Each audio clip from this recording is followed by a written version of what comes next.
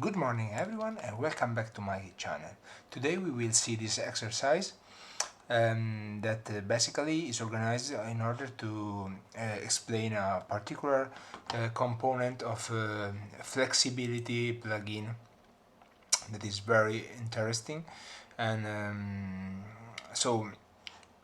we have like a bunch of rectangles that are colored by this color wheel, and the main point is that we obtain this region that is created by the intersection of these curves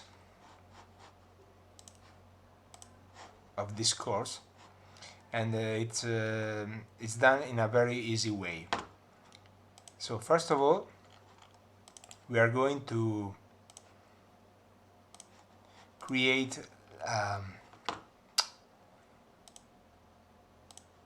a grid, a population two-dimensional of point. We are going to decrease a bit the amount inside n, so we create a slider of 50. Now we are going to shuffle this the order of these points, and to do this we use the sequence jitter, randomly shuffles a list of values, and so we are going to shuffle these values, and now we are going to partition these values. So we use partition in order to create a list of two elements. So we are going to create a panel here in which we specify the length of each partition. So now we should have a partition of 2. Okay, and the partition have to be 2. Yes, so we have 2 points inside each partition, and now we can create a rectangle, boundary rectangle,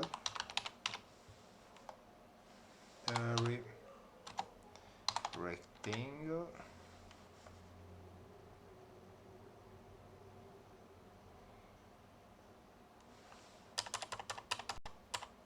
sorry, bounding rectangle here, ecco, bounding rectangle. And so we are going to connect partition list with a bounding rectangle here, and now we have this bunch of curve.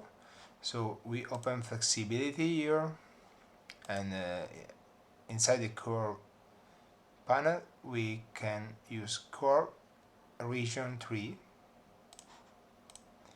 and we assign this the curves as a region inside the input of curve region 3, and we are going to flatten them, and so we have 277 region, and now we are going to create a surface inside each region. So boundary surface. Now we have our surface for each region that is created by this the intersection of these curves. Now we are going to assign a material to them. So we create custom preview,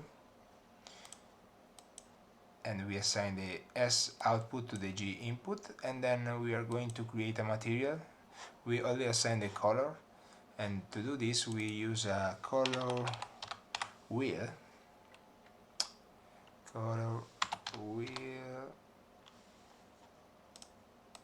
It only takes in input the number of color we want to retrieve from this color wheel. So the number will be given by the number of boundary surface we have. So we can do a list length in order to enumerate how many values are inside this this component, and so we have 276 77,